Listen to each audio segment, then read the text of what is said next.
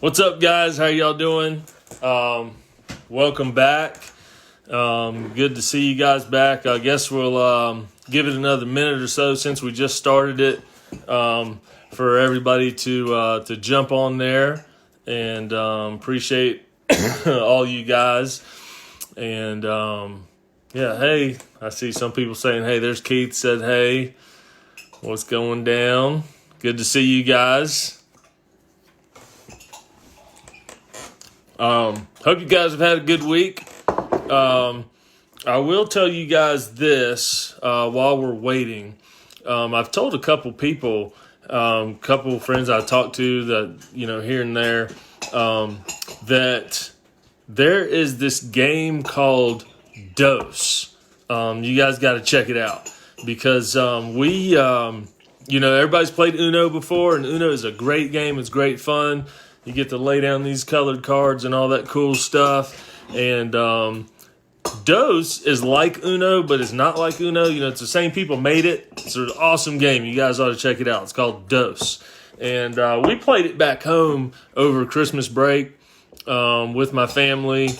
And it was a blast. And we actually played it wrong. We found out a new rule like a week ago. We were playing it here, and we're like, oh man, we're playing it wrong. But it's actually awesome both ways. So cool game. And then they got this other one. It's called Uno Flip.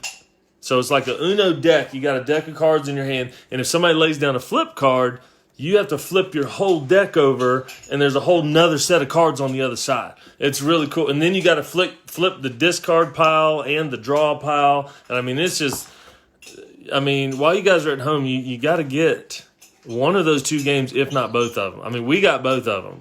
So, all right. Taco Tuesday, baby. Deidre had tacos, and she ate them all and didn't leave me none. So I'm hungry. Just kidding. She saved me a little bit. So I'm gonna title this. Go ahead and tell you guys the title today. I'm gonna call this Halftime because we're taking a slight detour from Joseph. I know we've been talking about Joseph, and I was really excited. I planned to talk about Joseph, and then I just had to be obedient. Sometimes the Spirit just talks to us and says, hey, this is the direction, and so I had to be obedient to that. And, the Bible talks about the Spirit, the Spirit being here with us as a guide, to guide us. And so it's if you think about it like this, if you don't have a guide, you don't really have good direction. So the Spirit is a guide for us. And like if you go on a trip somewhere and you don't have a guide and you get back, and then all of a sudden you think, man, I should have done this, shoulda, coulda, woulda, but you didn't do those things because you didn't have a guide, a good guide to tell you some of those things that you could do while you're there. I'll tell you, we had this, talking about going on trips and having a guide. We went to the Dominican Republic on a mission trip many years ago with the church. And while we were there, actually it was 10 years ago. While we were there, we coming up on 11 years. It'll be close to 8 years. We'll get it right. We know our math around here. So anyway, we're in the DR, and we are. They told you guys know, if you've ever been there, you know about the water. Don't drink the water. All this stuff. And people in our group got sick. They got water, and I'm.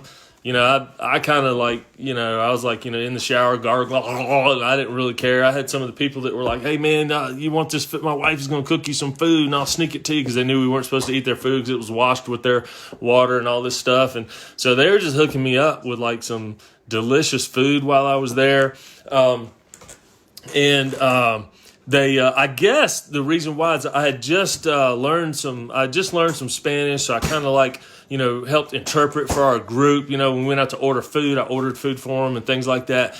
And I guess they were just like, man, this guy, he's got a little bit of Spanish, so they kind of like gravitated towards me a little bit. And one of the guys, his name was Raphael. Raphael, he's not a Ninja Turtle. Although he could be secretly, and I don't know. But Raphael was like, "Hey man, we're at his little village, and he asked me if I wanted to come to his house, to kind of like, sneak away from the group and hey man, just come check my house out."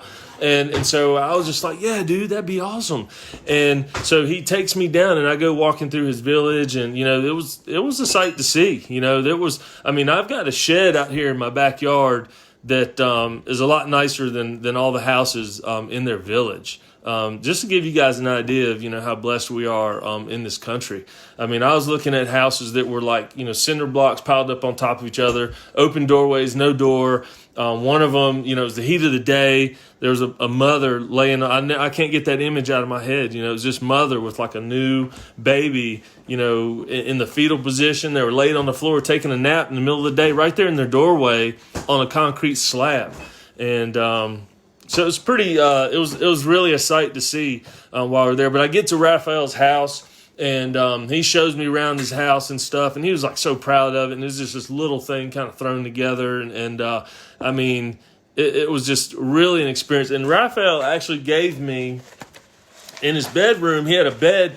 He had like this small room, and it was like kind of mildewy. It was real damp in there. It was dark. You didn't have any light or anything like that. But he had these pictures leaned up against the wall, and I was like, hey, what's that? There are about 5 or 6 pictures there. He's like, oh, I painted those. Check it out. And so here's one of them. See that? And it's got his name and stuff on the bottom of it. And here's another one. He penciled this one. I got to fix it. But anyway, Raphael really wanted me to have these. And, I tried not to take them. I was like, no, dude, I can't take your pictures, And he's like, oh, man, I really want you to have it. So that was something that I took with me from the DR. It was probably the coolest thing I got because, we really hit it off. I talked to him a lot. He was really, super proud to show me his house. It was really cool. It was a really cool experience. But anyway, he was my guide while, at that little portion of the day. And that was just a really cool experience.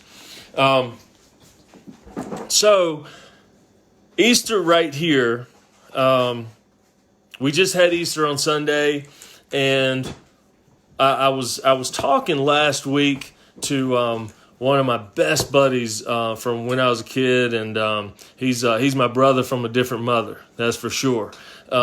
He just been on my heart. And so, the Spirit just kind of led me to say, hey, I know you already got this lesson planned out, but this is what I want you to do. And so here we go. Because we talked about how, things are made more clear and how you can understand certain things. And so I wanted to take this Easter story and make it more clear. Make it more clear because to me, when I was growing up as a kid, to me, Easter was this big bunny. And let's get the ears up. There's the bunny ears, and the bunny lays in it. That's a kangaroo, sorry. But you get the idea. Easter's got when I was a kid, it was just all about a bunny, and we had eggs, and we'd go and hunt these eggs down and everything. And we had a really good time getting Easter eggs. And it was so much fun, and and I do say bunny, the Easter bunny, because it wasn't bunnies, like Santa Claus is not Santa Clauses, So we were told that there was this Easter bunny, and in all honesty, I'm not really 100% sure why, we were so excited to hunt boiled eggs. For one, if the Easter bunny laid them out there, how did they get boiled? That's one of the things that I want to know. But anyway, let's just never mind that.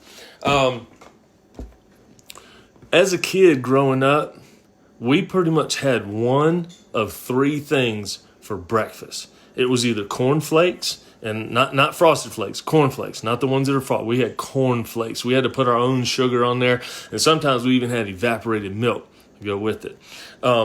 It was either cornflakes, oatmeal, or boiled eggs and hot dogs. And the eggs were always cut like into 4 pieces. The hot dogs were cut into 4 pieces, and sometimes we'd have toast. So as a kid, we ate a lot of boiled eggs growing up. That's why we made up this game called ABC Blackout, because, we just had all this energy that we had to get out.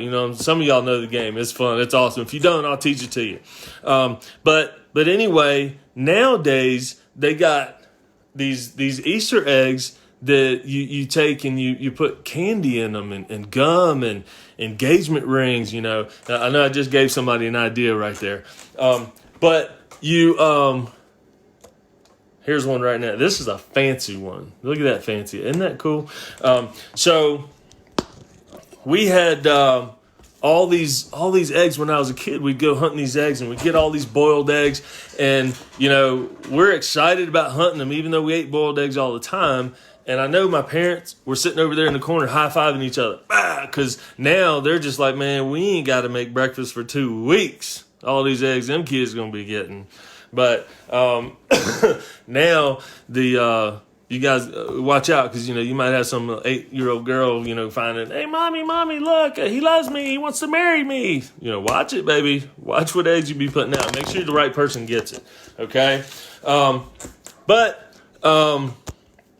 We're chasing eggs, and one of the things that went along with the eggs was church service. So we actually had a church service that went along with the Easter egg hunt.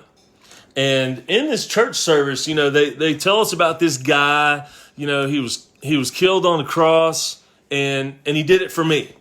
And so I'm sitting here as a kid and I'm thinking, all right, so you guys are telling me, this guy was beat down. You made him he shed his blood. I mean, the thorns on his head. And you actually nailed him to a cross with like real hammers and real nails, like nailed this guy, to the cross. And so I'm sitting here, I'm a kid now, and I'm sitting here thinking, all right, you know what?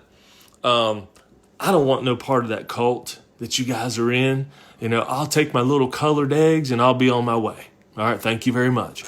So that's kind of what I'm thinking. And fried chicken. Because, in the black church, guess what? After church service, boy, we had fried chicken and collard greens, corn on the cob, all kinds of good stuff in the back. And sometimes we'd even sneak out of service and go get some early, or try to anyway. We get kicked out most of the time. But anyway, I really didn't want to have any part of all that, I'm not trying to be in this cult. And so, now, so I got to tell you guys about this. This is funny. I just thought about this. Whenever we were disobedient, we would get a whooping, and it wasn't a spanking. That's in the white folk, they do spankings. We do whoopings. And the funny thing about it, it's spelled W-H, but it's pronounced H-W, whooping. And so we would get whoopings when we were bad. And so I'm telling you this for a reason, so just listen, okay? So there wasn't anybody that ever said, hey, you know what? I know you were bad, but I'll take that whooping for you. Okay? So they're telling me about, this Jesus guy that got killed, and he did it for me.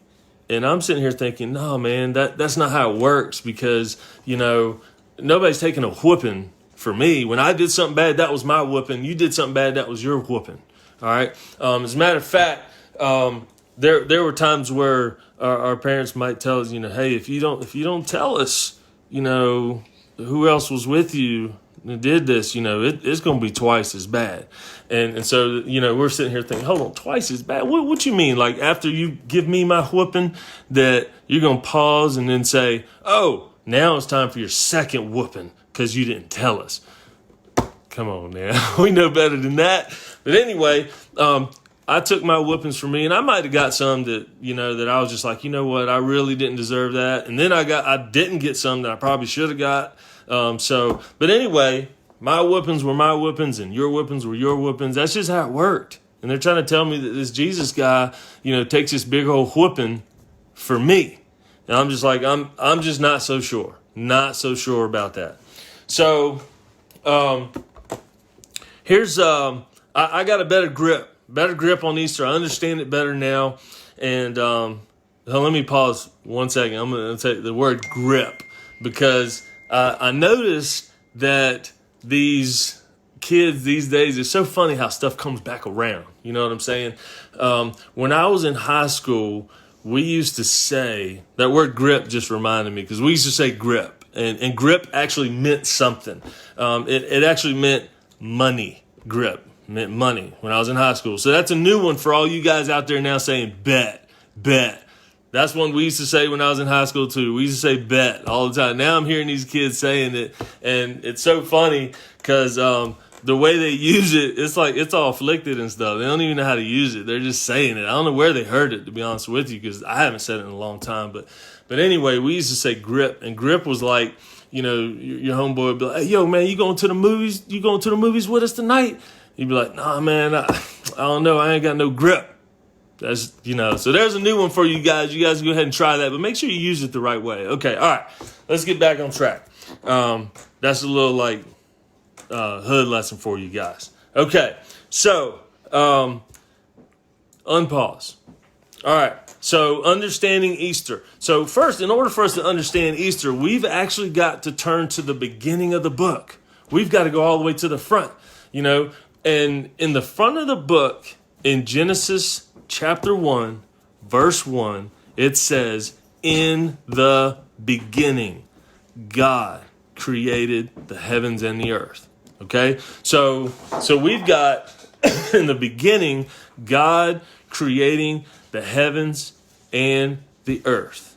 All right? And it goes on to talk about, you know, him making man and, you know, but if you think about this as in the beginning, God. All right? So we've got this Superman, this omniscient power. Dun, dun, dun, dun, dun, dun, dun, dun. Superman. That's my dog right there. But you've got this super powerful, omniscient being that creates everything. And then he says, hey, you know what? Let's make man.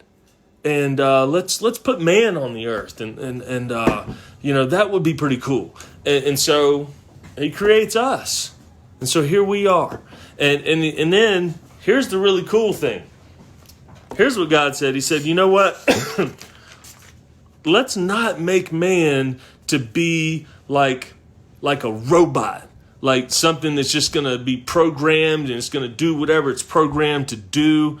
Let's make man to have free will. So God created man, made us, and gave us free will. You know what that means? That means that you have a choice. You have a choice.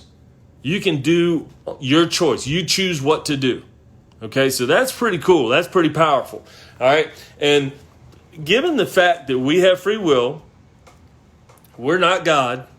He's perfect. He's, you know, all powerful. Dun, dun, dun, dun.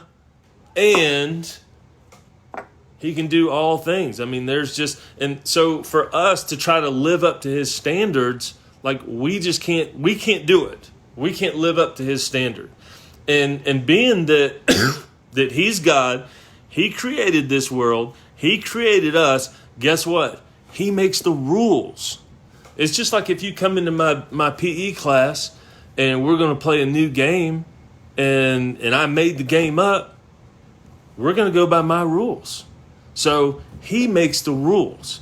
So, and part of those rules is that, you know, we're gonna not sin. We gotta try to live up to his standard. Well, we can't do it. So guess what? If you look back in the Old Testament, you'll find that there's a lot of like animal sacrifices that go on. Okay, and that's one of those rules to pay for our sin.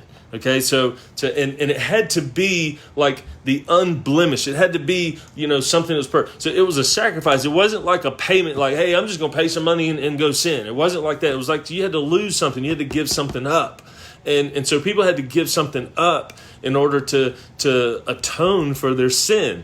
And it had to be, you know, a calf, a ram, a bull, you know, but it had to be unblemished. So in other words, it had to be perfect. You can't be like, oh, that one's kind of limping real funny and I ain't so sure about that one. I don't know if he's going to make it. Let's do that one. No, it doesn't work like that.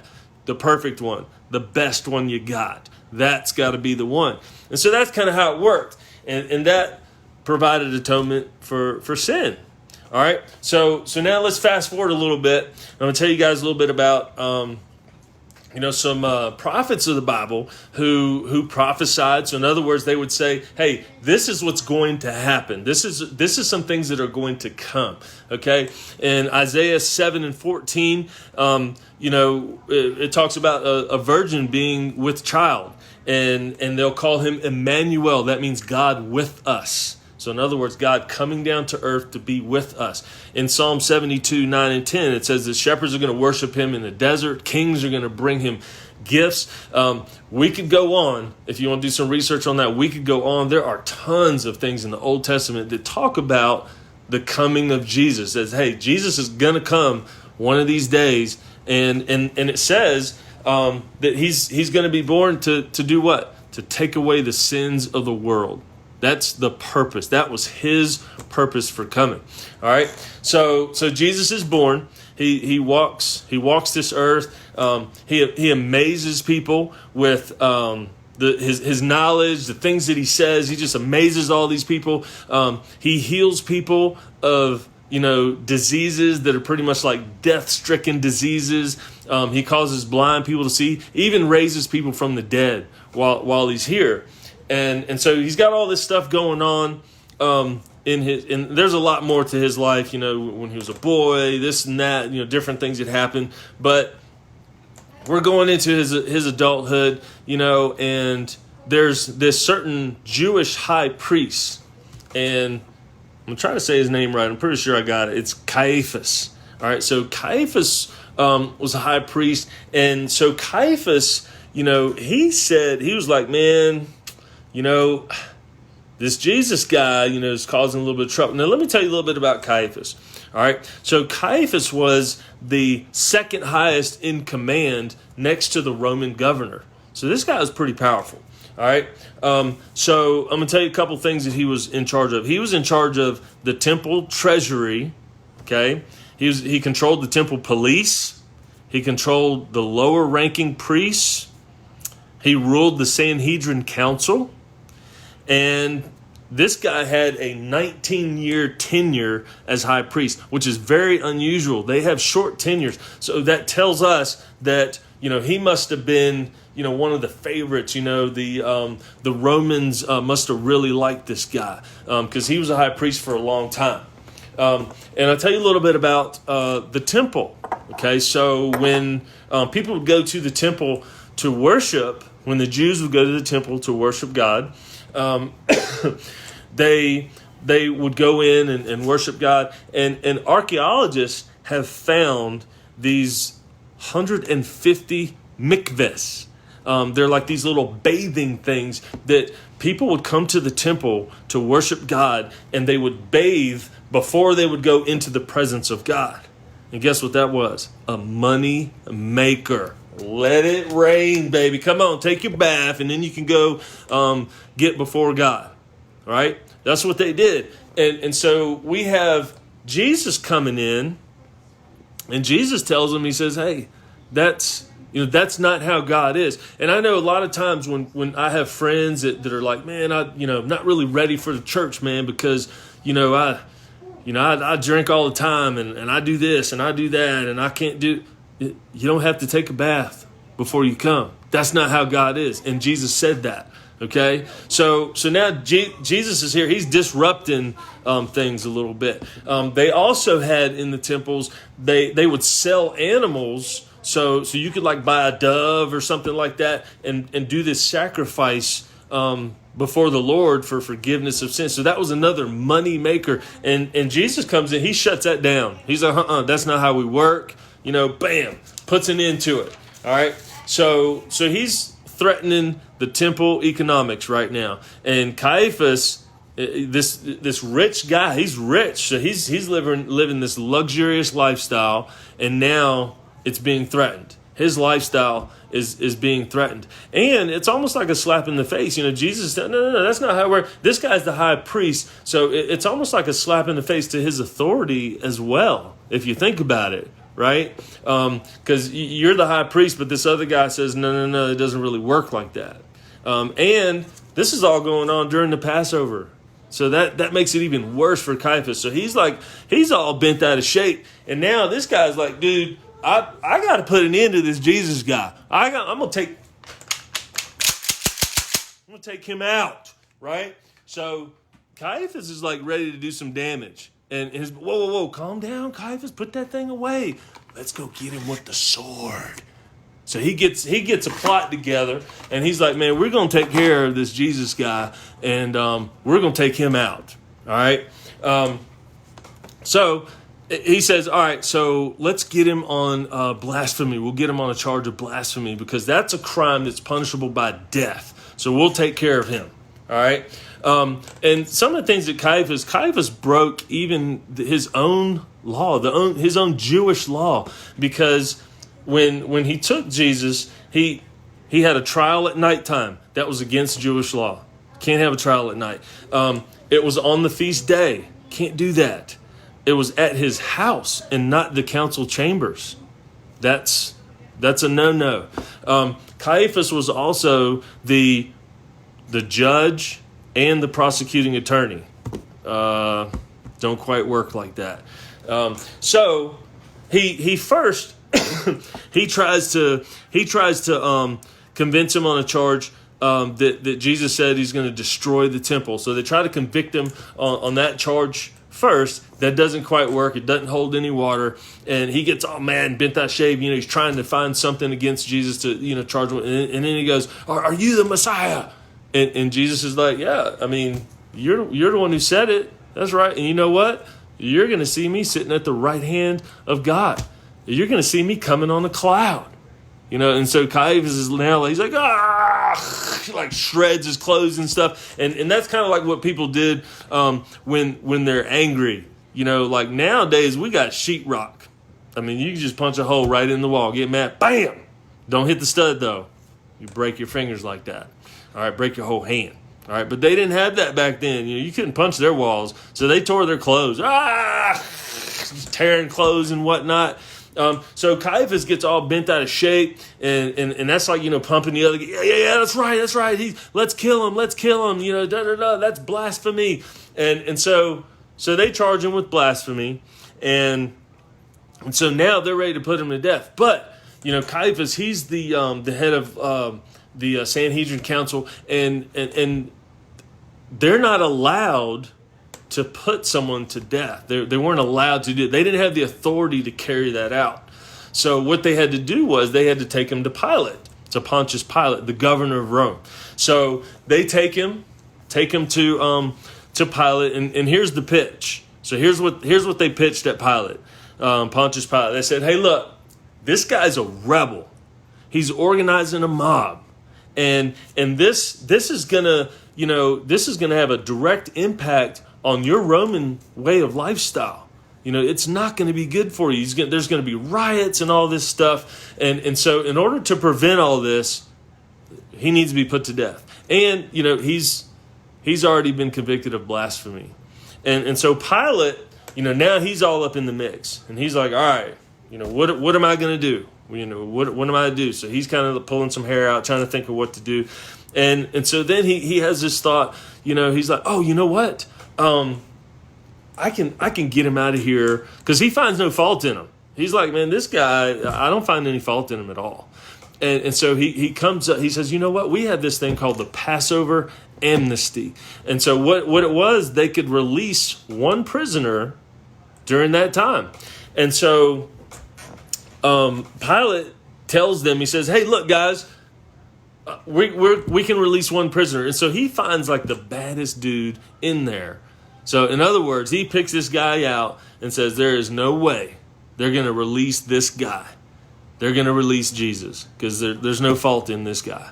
All right, so he's like, hey, which one do you want? Do you guys want Jesus or Barabbas?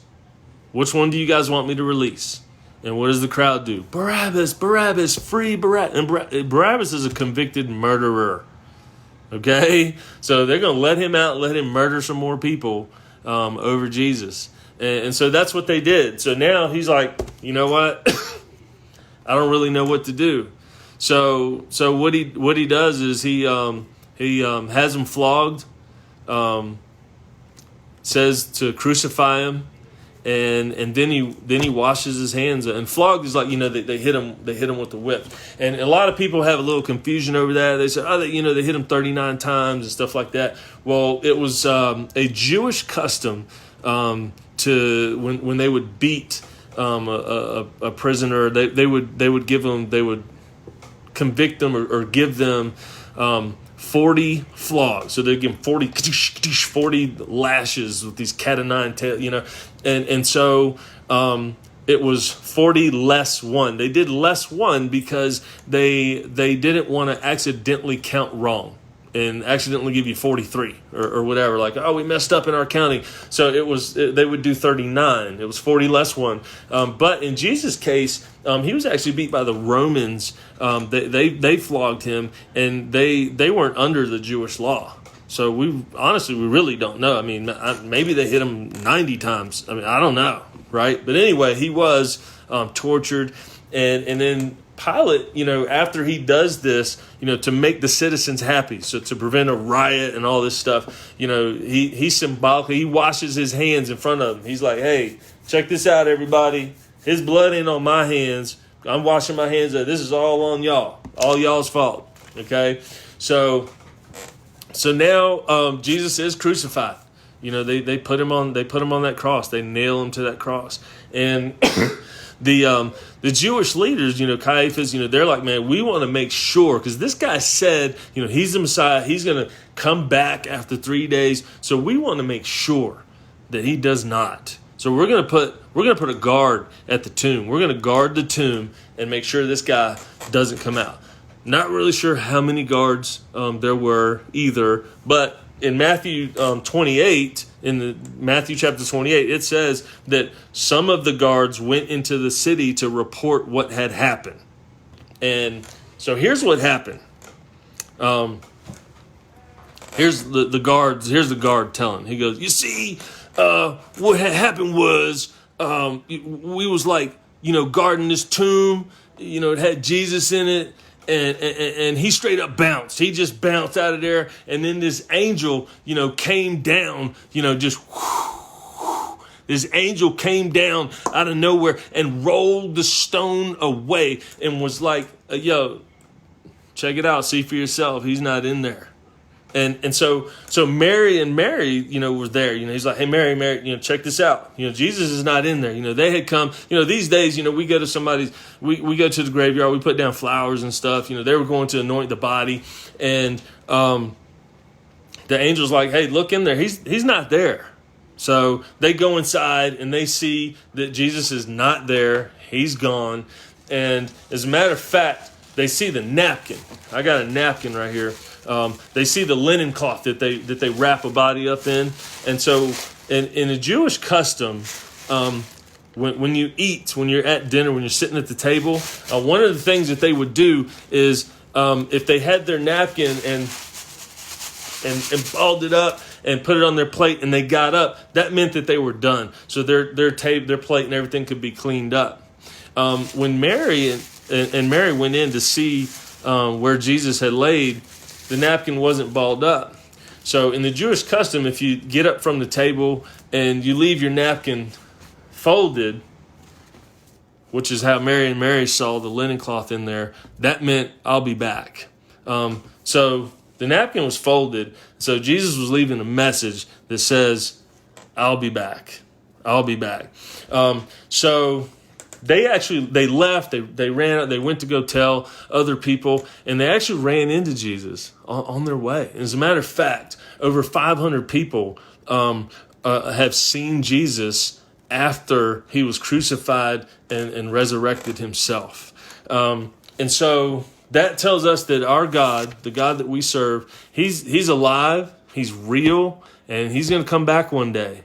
And he's not a God made out of porcelain, or plastic or gold or any of those things. Like he's real, and he paid that price for us. He was that unblemished lamb. He was that perfect lamb, the sacrifice and he paid that price for us so that we didn't have to pay it. So we didn't have to pay that price. And this is a free gift. There's nothing that we can do or say that's going to make us worthy of it. Donating $10,000 to your favorite charity, not never cussing, not never lying, cheating, stealing, not, just being a good person your whole life. These things, it's not going to get it for you because we're not perfect.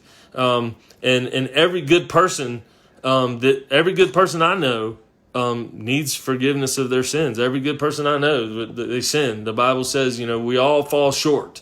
So we all have that in us, and we need to ask forgiveness for that. And Jesus paid for it. So you've heard the Bible verse, John 3:16. It says, "For God so loved the world that he gave his only begotten Son, that whosoever believeth in him shall not perish but have everlasting life." You've heard that verse before. And if you listen to what it says believe. As a matter of fact, one of the thieves on the cross, that there was two thieves on either side of him, and one of the thieves even said, like, "Hey man, if you're really God, man, why don't you get us down off of here?" And the other thief was like, "Yo, man, chill out," And he's like, "Jesus, can you remember me when you go into your kingdom?" So it's amazing, that statement that he said, because when he said that to Jesus, he was saying, I believe. I believe when you're in your kingdom. Like, he knew. He was like, man, this dude's the real deal. I believe it. And can you remember me when you're in your kingdom? And so that it was that simple. Jesus told him, he said, "You're going to be with me today in paradise." Today. He told that guy that. And that's how simple it was. That's how easy it was to believe on him. To believe him. That's it. So what about you? Believe and receive. That's it. It's as simple as that. You don't have to be perfect. There's no mikvahs for us to wash up before we go in front of God. We come to God as we are and ask him, hey, I believe. There's, whether you're a Christian or not, we all wake up human every day. We're human every day. That means we're not perfect every day. So, for you, if you're not a Christian, if you haven't been saved, if you haven't made that choice, if you haven't believed on him, I just want to extend that opportunity to you right now. If that's you, just say, "I want that." I don't know who you are, but if that's you, I want that. That's all. If you say that, I'm gonna say a prayer with you here in just a second, and it's real simple. It's 15 seconds. It doesn't have to be this long, drawn out. I know there's some prayer warriors out there, and I hear some prayers. I'm just like, man, it sounds like a book, and it sounded good too. But just to let you know, it doesn't have to be that. It's an I believe is what it is. So I'm going to say that prayer, and if that's you, say it with me. It's really simple. It's really simple. Those dumb things that we talked about that we do sometimes, that we called sin. We'll ask God to help us with that. Okay? All right. So here it is. Dear Lord, I know I'm human. I know I ain't perfect. I know I made dumb choices, and I'll make more dumb choices. But I believe that you paid for the price for my dumb choices, past, present, and future. I believe you'll help me to make better choices, and I accept your free gift. Amen. That's it. It's that simple. Believe and accept that free gift. That's all you got to do. Amen. Praise God. All right. So believing in your heart, that's what makes it happen. It's not fireworks. Hey, I should have shot him up so it'd come straight down. It went that way. At least they got to see him. But it's not fireworks. It's your choice to believe and to accept him. And so hopefully you guys, hopefully somebody out there did that. And I love you guys. I miss you guys. I I hate that we can't see each other physically and be there and give you guys hugs, man. You guys know me. I'm a big hugger, man, and I'm just like, daggone. But anyway, if you did make that choice, let me know so that I can praise God with you. I'd like to know. That's the end of our halftime show. It wasn't a demonic one like the Super Bowl one that we saw not too long ago. My goodness. But anyway, next week we'll come back and we will talk about the resiliency of Joseph. The resiliency of Joseph. Hey, I love you guys. Miss you guys. And remember, always make yourself better. Have a good one.